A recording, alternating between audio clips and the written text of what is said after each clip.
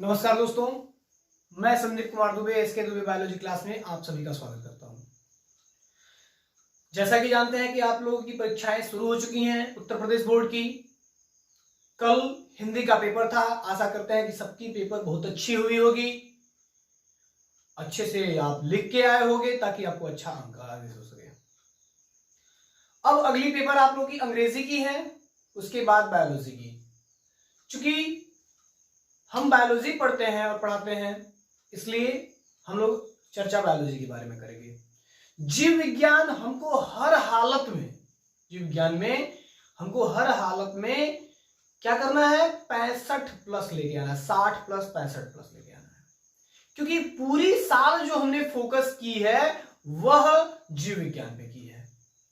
Maximum biology वाले बच्चों का क्या होता है, फोकस बायोलॉजी और केमिस्ट्री पे होता है।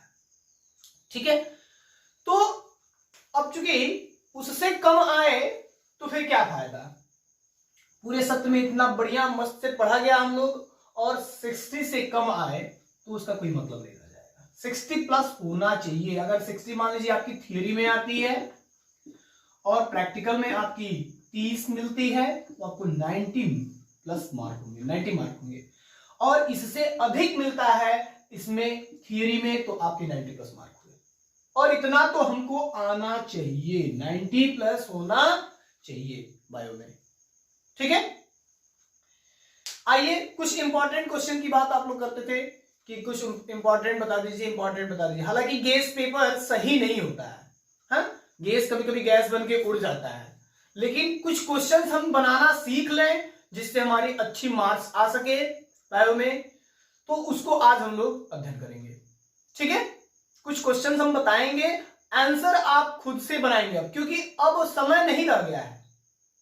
वही एक कहावत कहा जाता है कि समय पूज पुनि का पछताने का वर्षा जब कृषि सुखाने चिड़िया चुन गई खेत। तो समय आपके पास बहुत कम है और काम अधिक है, तो काम करें, कर्म पे विश्वास करें। ठीक है, फल की चिंता मत करें, फल तो अवश्य मिलेगा।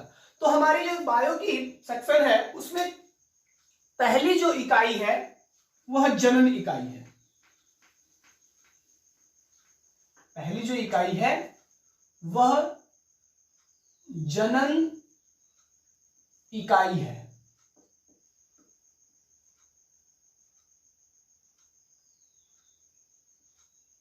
जनन इकाई है ना, ये हमारी पहली इकाई है। इसके अंतर्गत 4 चैप्टर आते हैं, जिसमें पहला है जीवों में जनन,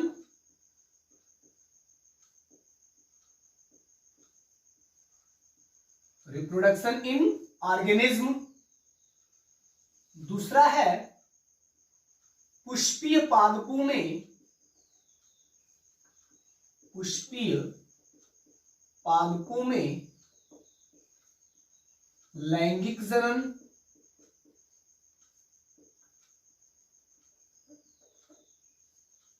a flowering plants of sexual reproduction. तीसरा है आपका मानव जनन।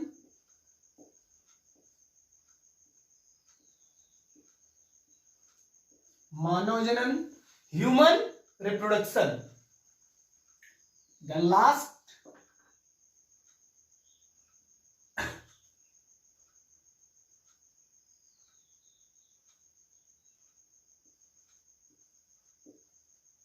जनन स्वास्थ्य,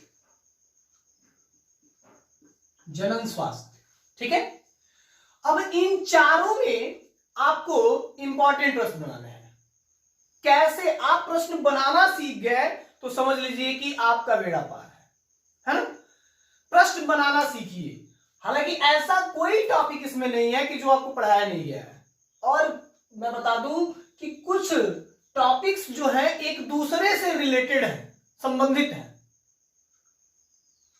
सो इसमें जितना भी आप पढ़ोगे और सबसे अधिक अगर आपका बायो से नंबर उठेगा तो मैं बता दूं जनन इकाई से और वंशागति का आणविक आधार वाली जो इकाई है, यानी वंशागति और विभिन्नताएं, उस इकाई से आपकी सबसे अधिक उठेगी, और उसके बाद सबसे लास्ट जो होगा स्वास्थ्य, रोग और जीवन की उत्पत्ति जो है ना, जैव विविधता वगैरह, उसमें से उठेगा। तो सबसे अधिक आपको यहां से फोकस करना है। अगर कुछ भी आप आज तक नहीं पढ़े हो तो आलस्य प्रगति प्रधान का शत्रु है, आलस्य का त्याग कीजिए और अब से जग के मेहनत कीजिए मन से, आपका अच्छा नंबर आएगा। ठीक है, चलिए 5 सालों के क्वेश्चंस, 5 ईयर, लास्ट 5 इयर्स के क्वेश्चंस आप हल कर जाइए। 5 इयर्स के क्वेश्चन को आप सॉल्व कर जाइए, फिर भी आपको कोई नहीं रोक सकता है, कम से कम आप 60 पाओगे। लेकिन लास्ट 5 ईयर के क्वेश्चंस आपके हल होने चाहिए, आपको आने चाहिए तब।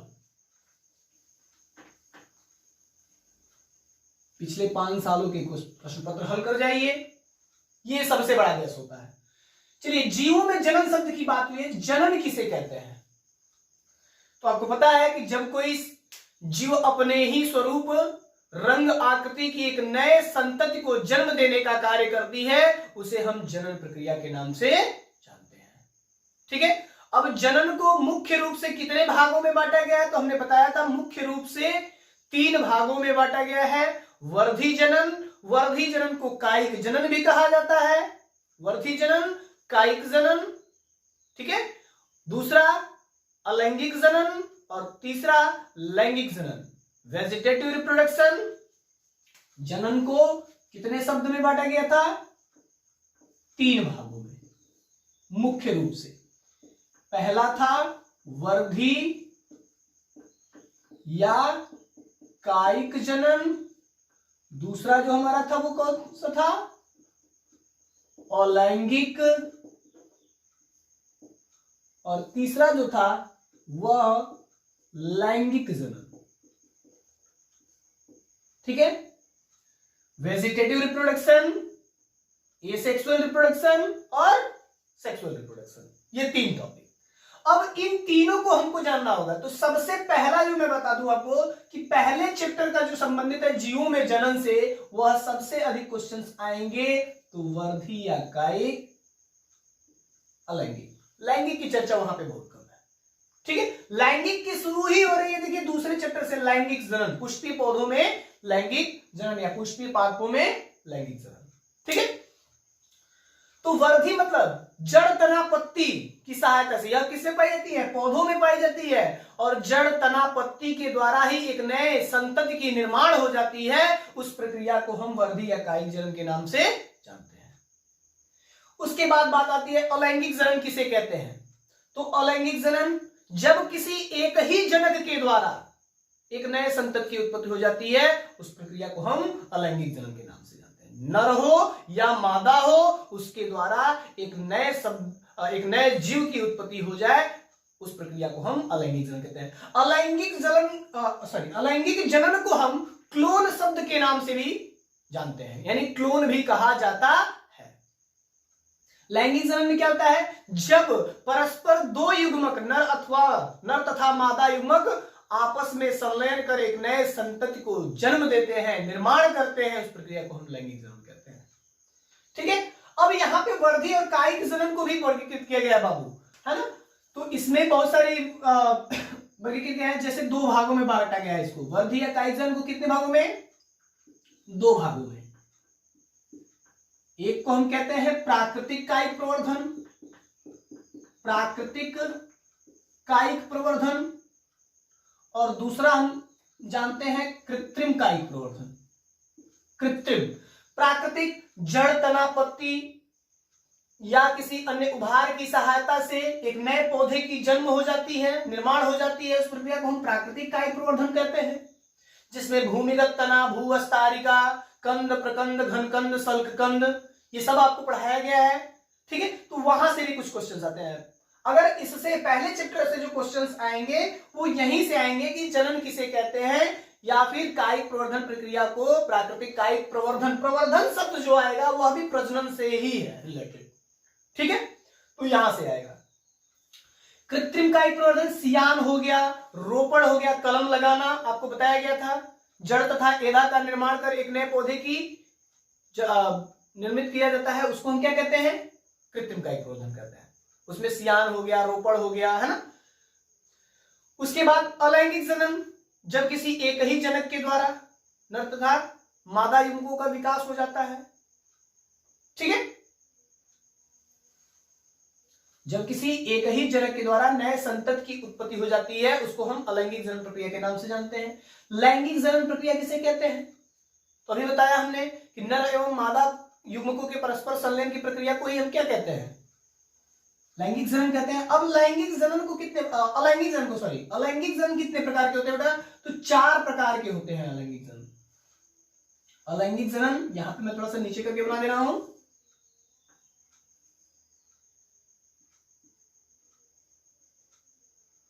अलैंगिक जनन 4 प्रकार के होते हैं। कौन कौन से? तो पहला मुकुलन, बडिंग मेथड, दूसरा विखंडन, तीसरा बीजाणु, द लास्ट पुनर्जनन। ठीक है, मुकुलन, जब किसी बड की सहायता से, उभार की सहायता से एक नए संतान की उत्पत्ति हो जाती है, मुकुलन प्रक्रिया कहलाती है। विखंडन, किसी टूटे हुए अंग अर्थात अलग हुए अंग से, भाग से एक नए जीव की उत्पत्ति हो जाती है, विखंडन प्रक्रिया कहलाती है। अब विखंडन प्रक्रिया को भी 2 भागों में बांटा गया है। विखंडन प्रक्रिया को भी 2 भागों में बांटा गया है। कौन कौन? तो एक है द्विखंडन, विखंडन विधि, और दूसरा है बहुखंडन विधि। बहुविखंडन, खंडन विखंडन कुछ भी आप लिख सकते हो, है ना। Binary fission, multiple fission. अब द्विविभाजन प्रक्रिया में क्या होता है? तो 2 कोशिका अलग होती है, अर्थात इसमें पहले केंद्रक का विभाजन होता है। द्विविभाजन यानी कोशिका 2 भागों में बंटती है, उसको हम कहते हैं द्विविभाजन प्रक्रिया। यह अमीबा में पाया जाता है। बहुविखंडन यानी सबसे पहले क्या होती है? केंद्रक बढ़ती है, इसके बाद से 1 से 2, 2 से 4 ऐसे करके बहुविखंडन प्रक्रिया में विभाजित होती है। बीजाणु विधि, बीज की सहायता से नए पौधे की जन्म होती है, पालक है, चौलाई है, गेहूं है, इत्यादि। पुनर्जनन, जब किसी कटे हुए अंग या एक दूसरे भाग से, अंग के निर्माण से एक नए जीवजात की उत्पत्ति हो जाती है, उसको हम पुनर्जनन प्रक्रिया कहते हैं। जैसे छिपकली, प्लेनेरिया। प्लेनेरिया में सबसे अधिक असीम क्षमता पाई जाती है। पूछा जाता है कि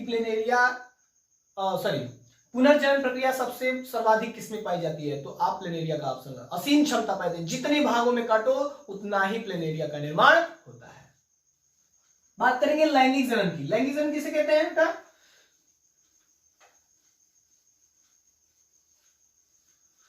तो नर तथा मादा युग्मकों के परस्पर संलयन की प्रक्रिया को ही हम क्या कहते हैं? लैंगिक जनन प्रक्रिया कहते हैं। अब बार बार एक शब्द आ रहा है कि लैंगिक जनन में नर तथा मादा युग्मकों के परस्पर संलयन से, है ना।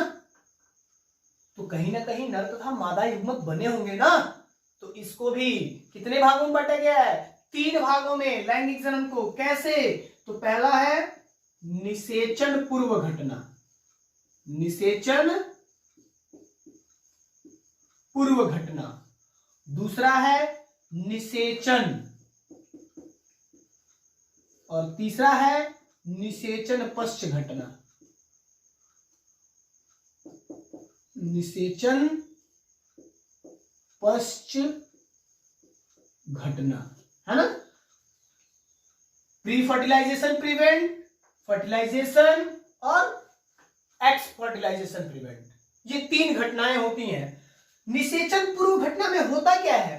तो निषेचन पूर्व घटना यानी निषेचन के पहले, तो निश्चित तौर पे बार बार युग्मक शब्द का जो प्रयोग कर रहे थे हम, उसकी बात हो रही है। युग्मकों का जन्म होता है इसमें, मतलब नर तथा मादा युग्मकों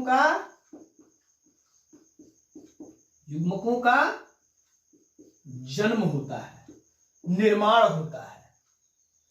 इसमें क्या होता है? संलयन होता है।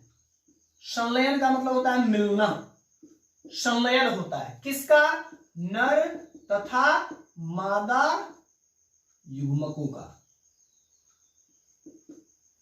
उसके बाद निषेचन पश्च घटना, जैसे ही जाइगोट बनेगा, निषेचन के बाद क्या बनेगा? जाइगोट बनेगा, युग्मनज बनेगा, उसके बाद से इम्ब्रियो बनेगा, भ्रूण बनेगा, और भ्रूण से डाटर न्यूक्लियाई बनेगी, संतत कोशिका का निर्माण होता है।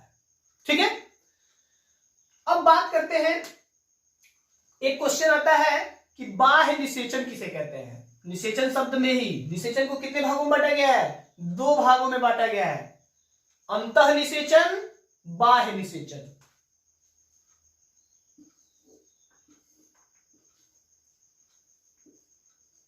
अंतः और दूसरा बाह्य, अंतः निषेचन, बाह्य निषेचन, या फिर पहले कोई भी कर सकते हो, बाह्य निषेचन, अंतः निषेचन।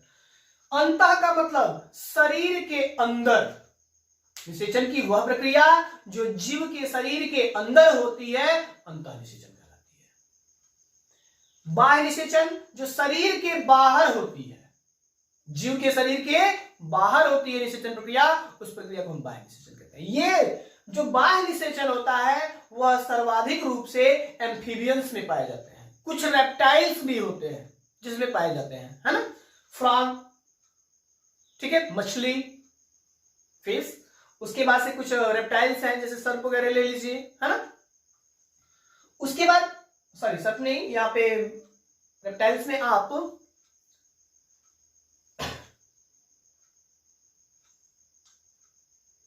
हाँ सर्प भी हो सकता है, ठीक है। उसके बाद से अंतः निषेचन में क्या होता है? जो शरीर के अंदर हो, मनुष्य सबसे बड़ा एग्जांपल है ना। तो ये रहा। अब इसमें पूछा जाता है जरायुज और अंडयुज, ओविपेरस और वीविपेरस, 3 चीज, सजीव प्रजक, अंड प्रजक। तो सजीव प्रजक मतलब जिसमें सजीवों का निर्माण, जो सजीव संतति का निर्माण हो वह किसी सजीव के अंदर होता है, उसको हम कहते हैं सजीव प्रजक। अंड युग्मक, अंडयुज किसे कहते हैं? तो जो अंड युग्मक के द्वारा यानी अंड में उसका भ्रूणीय परिवर्धन होता है उसको हम अंडायुज बोलते हैं, ठीक है। बात आती है अनिषेक जनन, एक शब्द आता है अनिषेक जनन किसे कहते हैं? तो जो बिना निषेचन के ही एक नए संतति का निर्माण कर ले, मतलब बिना मादा युग्मक के निषेचन प्रक्रिया में भाग लेने के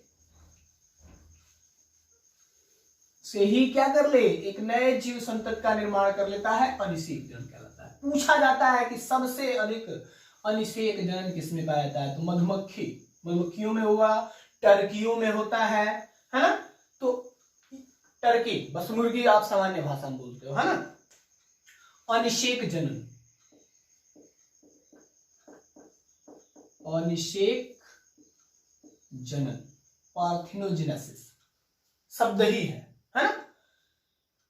तो अनिषेक मतलब जिसमें क्या हो, निषेचन प्रक्रिया न हो। निषेचन प्रक्रिया कब हो रही थी? जब नर तथा मादा युग्मक मिल रहे थे, और ये जब मिलेंगे ही नहीं, मतलब किसी एक नए युग्मक बिना इसके निषेचन प्रक्रिया में भाग लेने के द्वारा ही एक नए संतति का निर्माण होता है, उस प्रक्रिया को हम अनिषेक जनन कहते हैं। अनिषेक फल में भी आता है, तो ऐसे फल जो बिना निषेचन के ही उनके अंडाशय किसमें परिवर्तित हो जाते हैं? फल में परिवर्तित हो जाते हैं, उस प्रक्रिया को हम अनिषेक फलन कहते हैं, ठीक है।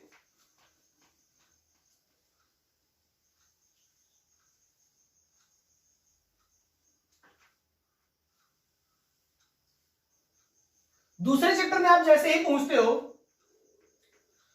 तो उसमें आपको 2 चीजें पढ़नी है। एक तो आवृत्त बीजी पुष्प की संरचना के बारे में पढ़ना है, आवृत्त बीजी पुष्प की संरचना कैसी होती है।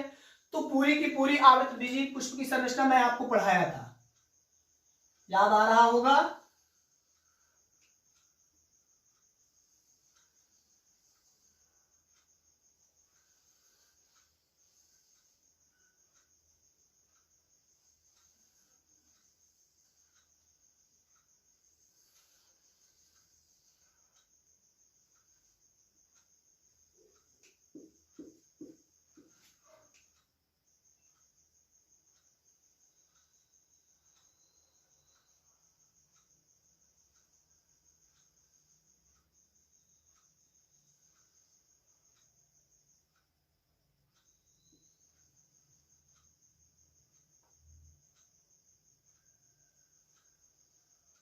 ये फिगर थोड़ा सा टेढ़ा हो गया, आप सही बना लोगे, मैं रफ डायग्राम बना रहा हूं, ये रहा, ठीक है। और इसमें यहां से पुंकेसर,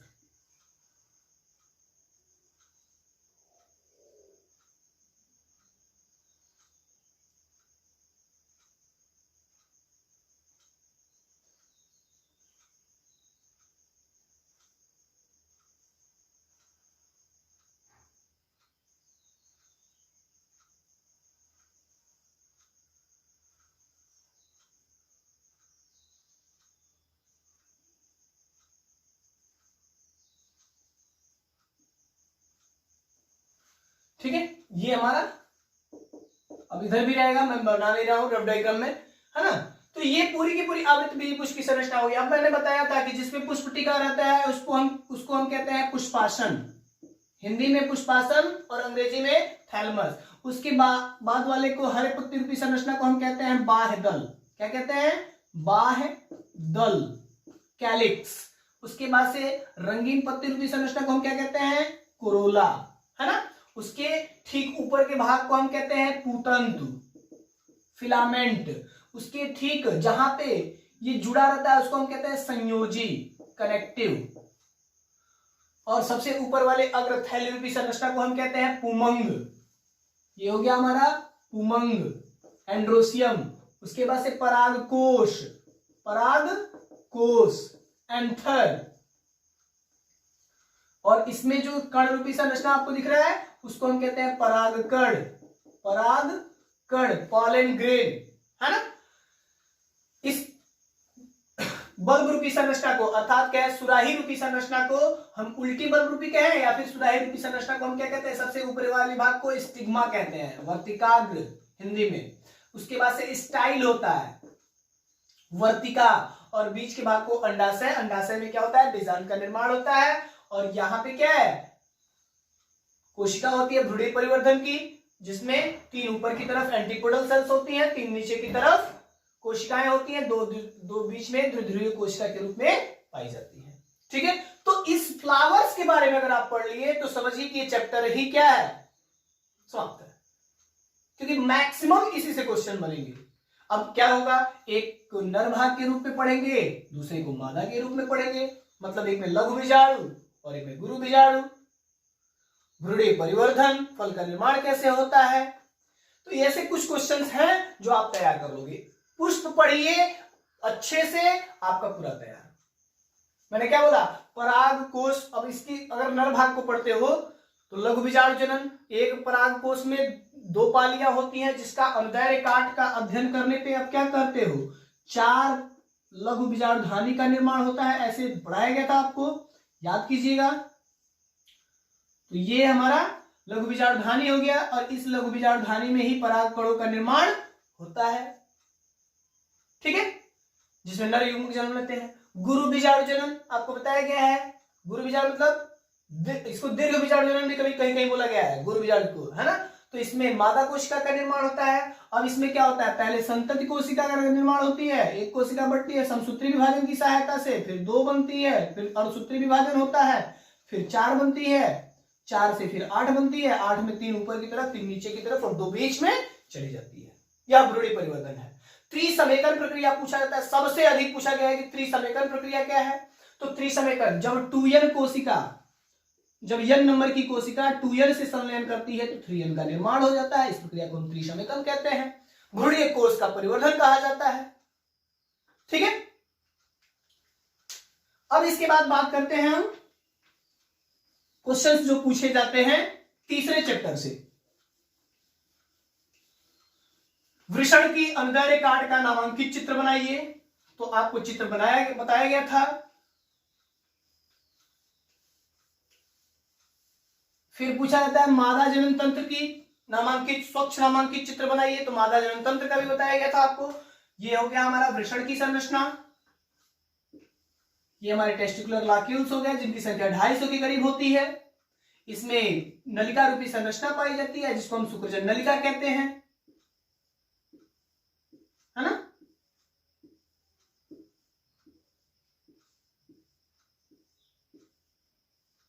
इनकी जो संरचना होती है वह एक से, ये हमारा वृषण कोश हो गया, स्क्रोटल, ये टेस्टिस की संरचना है बाबू, ध्यान दीजिएगा। उसके बाद ये हमारा क्या हो गया, इसमें साइटोप्लाज्म रहता है, कोशिका द्रव्य। ये हमारा टेस्टिकुलर लाक्यूल हो गया, टेस्टिकुलर लाक्यूल जिसकी संख्या 250। मैं बहुत शार्ट में लिख रहा हूं बेटा, आपको सब कुछ पढ़ाया जा चुका है। मेरे वीडियोस में जाइए, प्लेलिस्ट में जाइए, है ना, वहां पे मिल जाएगा आपको। उसके बाद इसको हम शुक्रजन नलिका कहते हैं, सेमिनिफेरस ट्यूब्यूल्स, जिनकी संख्या लगभग 1 से 3 होती है। इसमें कुछ डॉटेड रूपी कोशिकाएं पाई जाती हैं। इस डॉटेड रूपी कोशिकाओं को हम कहते हैं लीडिंग सेल्स, लीडिंग सेल्स, सहायक कोशिका, या फिर इंटरस्टिशियल सेल्स भी कहते हैं, इंटरस्टिशियल सेल्स, जो नर हार्मोन को उत्पन्न करने का कार्य करती है, टेस्टोस्टेरोन और प्रोजेस्टेरोन के रूप में। अब यही शुक्रजन नलिका आगे की तरफ खुलती है, जिसको हम रेट टेस्टिस कहते हैं, रेट टेस्टिस। ऐसे संरचना आपको पढ़ाया गया था, है ना, तो ये आप संरचना तैयार कर लोगे। मादा जनन तंत्र की बात करें अगर हम,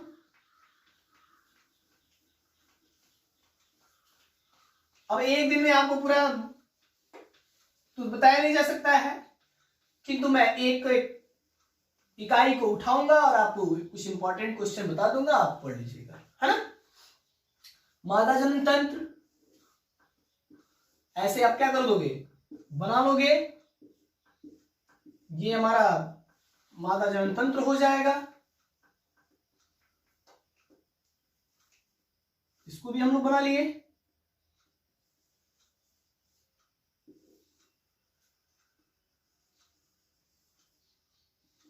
ये मादा जनन तंत्र का फिगर हो गया। ये अंडाशय है, ये गर्भाशय, गर्भाशय ग्रीवा, योनि, इस्थमस जंक्शन। पूछा जाता है कि सबसे अधिक क्वेश्चन ये पूछा गया है कि शुक्राणु और अंडाणु का संलयन कहां होता है, तो अंडाणु और शुक्राणु का जो संलयन होता है इस्थमस जंक्शन पे होता है। इसके भाग पूछे जाते हैं कि सहायक जनन अंग कौन से हैं और प्राथमिक जनन अंग कौन से है। तो प्राथमिक जनन अंग जो होता है बेटा वो अंडाशय होता है, प्राथमिक जनन अंग अंडाशय होता है, जिसमें अंड युग्मकों का निर्माण होता है। उसके बाद से ये उंगली रूपी संरचना क्या कहलाती है, तो ये झालर कहलाती है। इस झालर की सहायता से मैच्योर यानी परिपक्व अंडाणु पकड़े जाते हैं, इसकी सहायता से जाते हैं। इसके ऊपर वाले भाग को हम कीपक कहते हैं, ठीक है, और कीपक के ऊपर वाले भाग को हम अंडवाहिनी कहते हैं। अंडवाहिनी के ऊपर वाले भाग को हम एम्पुला या तुम्बिका के नाम से जानते हैं। उसके बाद इस्थमस जंक्शन, ये हमारा गर्भाशय, गर्भाशय ग्रीवा, ये दोनों गर्भाशय ग्रीवा हो जाता है, ठीक है, ये योनि हो जाता है। तो इस तरीके के क्वेश्चंस आते हैं। आप इसके स्वच्छ नामांकित चित्र को अध्ययन कर लोगे, मैंने बनवा दिया है आपको, है ना, आप उसको भी अध्ययन कर लोगे, ठीक है। अब कहा जाता है कि शुक्राणु जनन प्रक्रिया किसे कहते हैं, तो शुक्राणु जनन जहां पे होता है यानी शुक्रजन नलिका में जन नंबर कोशिका का यानी शुक्राणु को जन्म होने की प्रक्रिया को, कितने शुक्राणु, तो स्पर्मेटोगोनिया से 4 शुक्राणुओं का निर्माण होता है। उस प्रक्रिया को हम शुक्रजन कोशिका के नाम से जानते हैं, शुक्राणु जनन प्रक्रिया कहते हैं। अंडाणु जनन जिसमें अंड युग्मकों का निर्माण होता है उस प्रक्रिया को हम अंडाणु जनन प्रक्रिया कहते हैं। अंड कोशिका का भी फिगर आता है बेटा, ध्यान दीजिएगा। तो अंड कोशिका का फिगर 1 mm का अंड कोशिका होता है ना। आप इसको बना लोगे एग को, और इसके बारे में बता दोगे कि इसमें कुछ न्यूक्लियस कुछ जेनेटिक्स मटेरियल साइटोप्लाज्मिक पदार्थ पाए जाते हैं जो एक पीढ़ी से दूसरी पीढ़ी में आनुवंशिक लक्षणों को ले जाने का भी कार्य करती हैं। स्पर्म की संरचना आता है बेटा, तो स्पर्म की संरचना तुर्क रूपी होती है ना। शुक्राणु की संरचना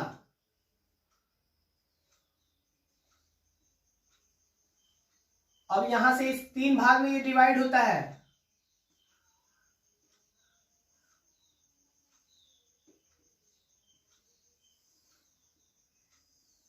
हो गया। एक्रोसोम, इसमें न्यूक्लियस पाई जाती है, इसमें माइटोकांड्रिया पाई जाती है। माइटोकांड्रिया क्या करता है, तो इसको ऊर्जा प्रदान करता है, जिससे तैरने में सहायता प्रदान करता है। पूछ क्या करता है, तो हेड रीजन, मिडिल रीजन और टेल रीजन 3 होता है, सिर भाग, मध्य भाग और पुच्छ भाग, है ना। रीजन का मतलब क्षेत्र भी कह सकते हो, पार्ट भी कह सकते थे आप, है ना।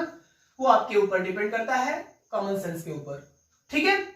अब ये क्या करता है, एक्रोसोम क्या करता है, तो अंड कोशिका पे जो जोना पेलुसिडा होता है उसको चीरने का कार्य करता है, एक प्रकार का अम्लीय पदार्थ का श्रावण करता है, जो क्षारीय पदार्थ को क्या करता है, नष्ट करने का कार्य करता है, ठीक है।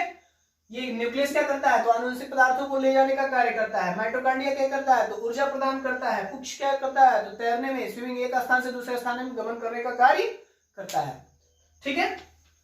इसकी रेखा डायग्राम दी जाती है बेटा, शुक्राणु जन्म की और अंडाणु जन्म की। तो आपको बताया गया है कि एक कोशिका से दो कोशिका कब बनती है ना, ये सारे के सारे चीज आपको बताए गए हैं।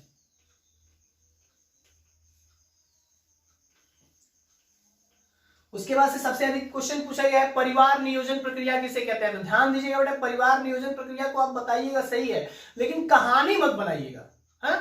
कहानी आप जो बना देते हो, कभी कभी मैंने एग्जाम कॉपी साइन करते हुए देखा आप लोग की कि कहानी बनाते हो, तो ये कहानी नहीं बनाना चाहिए कि परिवार का मुखिया ये है, उसके 4 बेटे होते हैं, सारे के सारे जितने भी, है ना, जिम्मेदारियों की बोझ होती है वो परिवार के ऊपर पड़ जाती है, पिता के ऊपर पड़ जाती है। ऐसा कुछ नहीं बेटा, परिवार नियोजन की परिभाषा बिल्कुल अलग होनी चाहिए, है। सरकार द्वारा चलाई गई योजनाओं को परिवार को रोकने के लिए, नियंत्रित करने के लिए जिस योजना को लाई जाती है उसी को हम क्या कहते हैं, परिवार नियोजन प्रक्रिया कहते हैं। यानी परिवार कुल मिलाकर अगर हमने एक शब्द में कहा कि तो परिवार को सीमित रखने के लिए जिन योजनाओं को लाया जाता है चलन में, वही परिवार नियोजन प्रक्रिया कहलाती है, ठीक है। उसके बाद से उलुभेदन प्रक्रिया किसे कहते हैं, उलुभेदन एमिनोसेंटेसिस हुआ, है ना, ये सब के सब क्वेश्चन पूछे गए। उलुभेदन प्रक्रिया किसे कहते हैं। उसके बाद से आपको पूछा जाएगा वास्कोटोमी, है ना, वास्कोटोमी, ट्यूबकेटोमी, है ना, यानी बंध्यता, सैरोगेट मां, है ना, ये सब के सब क्वेश्चंस पूछे गए हैं बेटा। आप एक बार थोड़ा इत्मीनान से पढ़ लीजिएगा, अच्छे से अच्छे, बिल्कुल आपको इस चैप्टर से यानी इस इकाई से कहीं से कोई दिक्कत नहीं आएगी, है ना। मंजिल मिलती है उन्हीं को यकीनन, ये फैले हुए इनके पर बोलते हैं, ठीक है। आप निश्चित तौर पे कुछ अच्छा करोगे तब जब आप कर्म करोगे, कर्म नहीं करोगे तो फिर सबका सब किया कराया पूरे साल का मेहनत बर्बाद चल जाएगा बेटा, और कोई पूछने वाला नहीं होगा आपको। इसलिए मैं आपसे अनुरोध करता हूं कि अगर अभी भी सोए हुए हो तो जग जाइए, निश्चित तौर पे आपको अच्छी सफलता मिलेगी, अच्छा अनुभव मिलेगा। इसके बाद अगले इकाई के मैं कुछ इंपॉर्टेंट क्वेश्चन बता दूंगा जिसको आप हल कर लीजिएगा, है ना। मेरी क्लास न्यू बैच प्रारंभ हो चुकी है, आप ज्वाइन करिए, कमेंट सेक्शन में बॉक्स में टिप्पणी कीजिए, ठीक है। आज के लिए बस इतना ही, मिलते हैं छोटे से ब्रेक के बाद, धन्यवाद।